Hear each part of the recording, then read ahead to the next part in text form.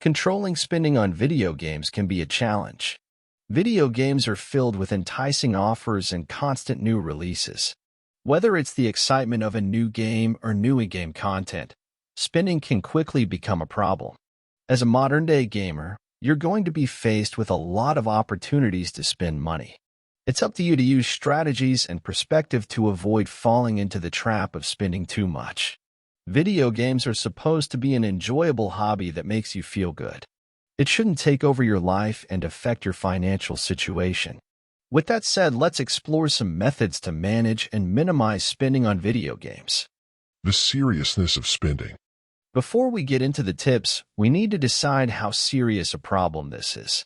If you buy the occasional game or occasionally buy a game content, it's probably not a huge deal, unless you can't afford it.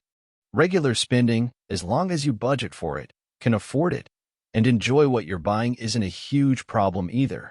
The issues begin when you're constantly spending money on new games or microtransactions, especially if you don't have the disposable income to be able to afford each purchase.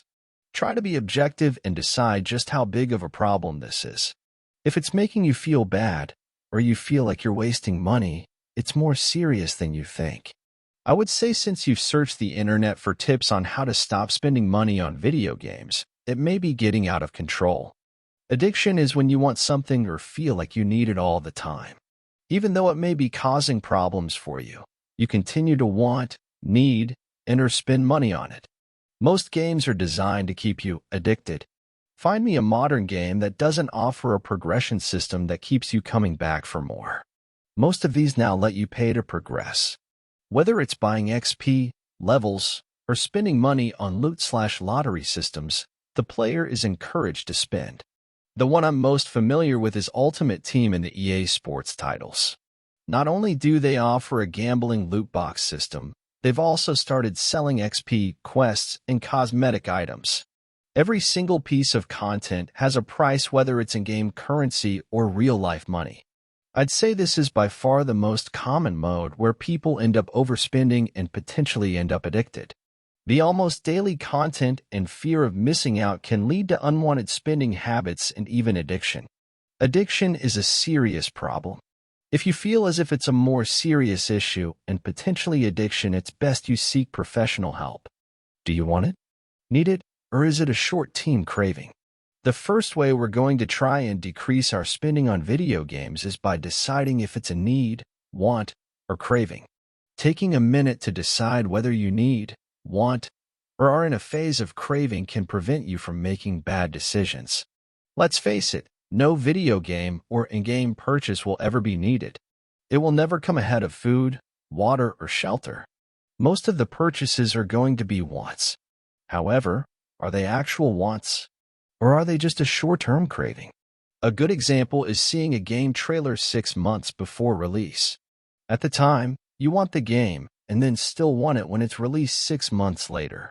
It's pretty clear that despite waiting, you still want this game. Providing you have the money, it's probably a good idea to buy it. On the flip side, if you've not been interested in a game, but the release day/week is here, in the release hype, you've decided that you want the game. Call of Duty is the worst offender for me. Every year I say no, release week arrives, I start seeing hype and end up wanting to buy the game, only to rarely play it. If you're in this situation, it's best to wait a couple of days, watch some streams, and see if you still want it after a week or so. A lot of the time, delaying the purchase will normally be enough to stop you actually buying the game or item. Normally, if it's a new release or new in-game promo, if you wait it out, you'll either not spend money on it or spend less money on it. Start budgeting. Without becoming too involved in financial talk, the general rule people follow is 50/30/20.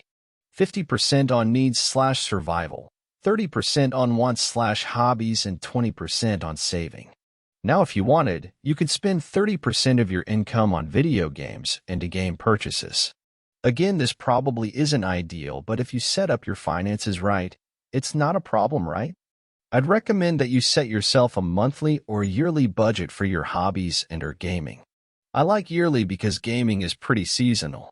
A lot of the games are released towards the end of the year, meaning a majority of your money will be spent then. Normally, I can go from January to September without spending money. As soon as the releases start hitting in the third and fourth quarter, that's when the spending begins. It's also when games with microtransactions tend to release bigger promotional events. I can't recommend tracking your spending and budgeting enough. That way you know what you can spend and when you're spending too much. It'll also give you a bigger picture of your finances and let you make purchases without feeling guilty about your spending. Become obsessed with a handful of games. If you're someone that's buying regularly games, try and focus on just 1 or 2 games. Get really immersed in the game and play it as much as possible. I'm someone that gets addicted or obsessed quite easily, so I've managed to rack up thousands of hours on games. At least this way, I'm not spending $80 on new games every week. Instead, the main issue I face is turning down microtransactions or extra content for the game. If you have a couple of games in rotation that you can jump between, you're never really going to be tempted by new games. I can go throughout the year only playing a total of 4 games this way. Counter-Strike, Dota, Fortnite, and Warzone, for example. Finish a game before you buy another. I appreciate not everyone is a fan of online games, and instead opt for single-player. If you're someone that enjoys playing campaign or single-player, finish the game before buying another. Rockstar Games are a fine example of this. There's so much single-player content available in the game. If you were to play to 100% completion, it'd take a minimum of 83 hours. My favorite site for seeing the campaign length of each game is How Long to Beat. This will give you a rough idea of how long to complete the game and how long to 100% it. Admittedly, it can be quite tough and tedious to play a game to completion. Sometimes it can put you off the game completely. However, it is the best way to get the most value out of a game before buying the next. My final thoughts. In summary, spending on a hobby is fine, especially if it gives you great pleasure. The main issue is when it gets out of control.